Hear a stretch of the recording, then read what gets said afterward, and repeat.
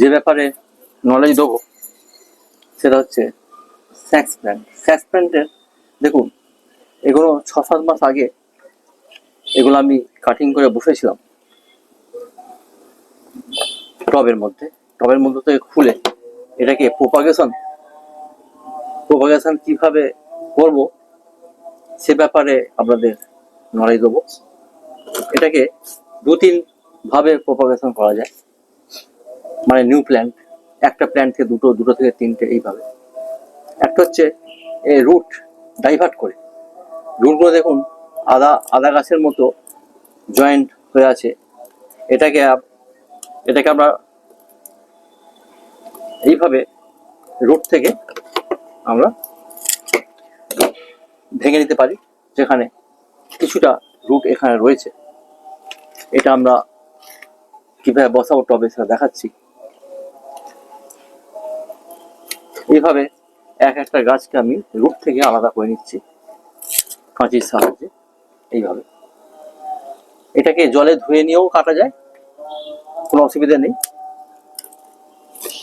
আর ধুয়ে নিয়ে কাটলে একটু পরিষ্কার দেখা যায়। এটা দেখুন, এটা একটা গাছের মধ্যেই রাখছি। এটা দেখুন, একটা গাছ থেকে তিন চারটে রুট ডাইভার্ট করে আমরা তিন চারটে গাছ করতে পারি। এটা এইভাবে ডাইভার্ট করে নিলাম। দেখুন, এইভাবে ডাইভার্ট করে নিলাম, এটাকে ডাইভার্ট করে নিলাম, এটাকে ডাইভার্ট করে নিলাম। এইভাবে এটাকে আমি একটা রুটের মধ্যে রাখলাম। এইভাবে মাটিটাকে সয়েল মিক্সিং করে নিতে হবে। সেটা হচ্ছে, আমি এটা করে রেখেছি। এর জন্য গার্ডেনের নর্মাল সয়েল 70%, 20% ভার্মি কম্পোস্ট, 10% বালি স্যান্ড মিশিয়ে এইভাবে টবে ছোট ছোট পাথরের টুকরো দিয়ে আমি অল্প 1 লেয়ার পাথর 1 লেয়ার বালি দিয়ে নিয়েছি। আবার আপনারা ওই টবের ভাঙা খোলামকুচি দিয়েও নিচে করে তারপর বালি দিতে পারেন, তাতে ড্রেনেজ সিস্টেমটা ঠিক রাখা যায়। এখন এটাকে আমি কিছুটা মাটি আমি দিয়ে নিচ্ছি। দিয়ে নিয়ে সেন্টার পজিশনে একটা গাছ আমরা এইভাবে টিপে বসিয়ে দেবো, দিয়ে এই মিক্সিং মাটি যেটা আছে সাইড দিয়ে ফিলিং করে দেবো।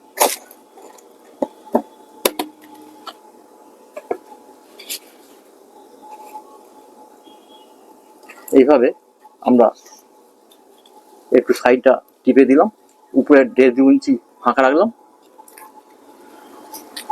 এই একটা হয়ে গেল। এটাকে 6-7 দিন একটু, যেখানে রোদ জল নেই সেরকম জায়গায় রাখবো।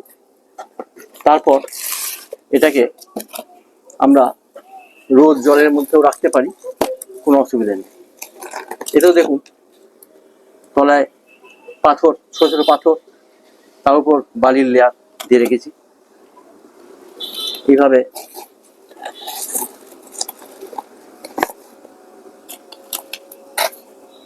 একটু নিচে দিয়ে দিলাম 1 লেয়ার, আর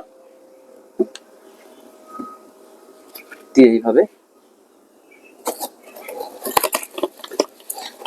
সাইডে চারিদিকে একটু মাটি দিয়ে দিলাম, মিক্সিং মাটি।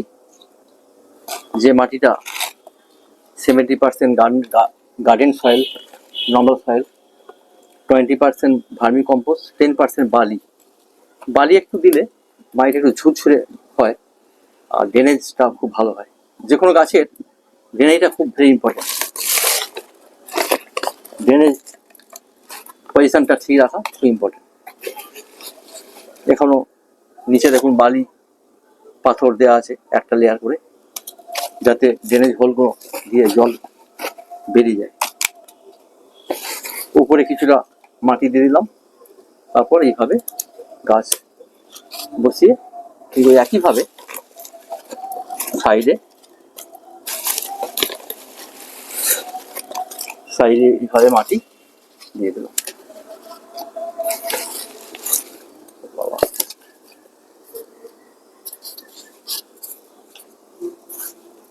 এইভাবে মাটি দিয়ে একটু সাইড করে একটু টিপে বসিয়ে দিলাম, যাতে গাছটা হেলে না যায় জল দেওয়ার পর।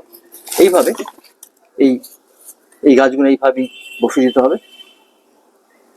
এই হচ্ছে একটা পদ্ধতি আমাদের স্ন্যাক প্ল্যান্ট, ইনডোর প্ল্যান্ট। এটাকে একটু শক্তপোক্ত হওয়ার জন্য আমরা বাইরেও রাখতে পারি রোদের মধ্যে। যখন একটু গাছটা সতেজ হয়ে যাবে তখন আমরা ইনডোরে দিয়ে দেবো। গরমের সময় প্রচন্ড রোদে ইনডোরে রাখতেই হবে, যেখানে ডাইরেক্ট সানলাইট কম আসে বা সকালে একটু সানলাইট আসে, বাকি ছায়া পড়ে যায়। কিন্তু অন্ধকারে রাখলে হবে না, উজ্জ্বলতা থাকবে, আলোর ভাবটা থাকবে, সেরকম জায়গায় রাখতে হবে।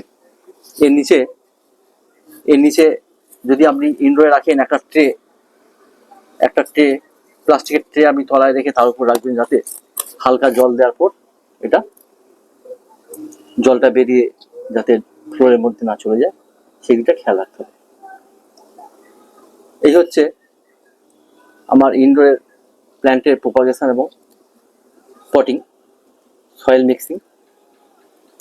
এর ওষুধ বিশেষ কিছু লাগে না। সার আপনি এনপিকে 19-19-19, এই গাছটা যখন একটু বড় হয়ে যায় 2-1.5 মাস পর পর এনপিকে 19-19-19 একটা টবে 1 চামচ 1 লিটার জলে গুলে তার থেকে 1 কাপ 2 কাপ একটা টবে দিয়ে দিন। আর বিশেষ কিছু সার এর লাগে না, কম সারেতেই ভালো থাকে। আর যখন খুব রোদ গরম থাকবে তখন একটু জল হালকা স্প্রে করে দিলে গাছের পাতাগুলো খুব ক্লিন থাকে। আর নিম অয়েল 3 ml 1 লিটার জলে গুলে স্প্রে করতে পারেন, এর পাতার গ্লেজটা খুব ভালো থাকবে 1 মাস পর পর। এইটা হচ্ছে বাড়ির মধ্যে রাখলে এয়ার পিউরিফাইং হিসাবে কাজ করে। বাড়ির মধ্যে যে দূষণ পদার্থ, বায়ু দূষণ, সেই দূষণ অংশটাকে শোষণ করে নেয় আর প্রচুর অক্সিজেন সাপ্লাই দেয়। এই হচ্ছে স্ন্যাক প্ল্যান্টের ব্যাপারে আমার কিছু নলেজ। এরপরে আমি আর একটা পদ্ধতি পরে দেখাবো অন্যদিন, সেটা হচ্ছে এই পাতাকে এইভাবে কেটে সেখান থেকেও প্রোপাগেশন করা যায়। সেটা আমি কিভাবে হয় সেটা দেখাবো অন্য পদ্ধতিতে। আর সেক্ষেত্রে সেটা মাটির মধ্যে রেখে 30-40 দিন পর তাতে শেকড় বেরোবে, শেকড়টা হলে পটিং করতে হবে, সেটা আমি দেখাবো পরে। এটা তো মোটামুটি রেডি আছে গাছ, খুব তাড়াতাড়ি এই গাছগুলো ধরে যায়, জোর পেয়ে যায়। যদি ভালো লাগে সাবস্ক্রাইব করবেন, সাবস্ক্রাইব করে পাশে থাকবেন। পরে ভিডিওতে আবার দেখা হবে। থ্যাংক ইউ, ধন্যবাদ। সকলে ভালো থাকবেন, সুস্থ থাকবেন। Thank you.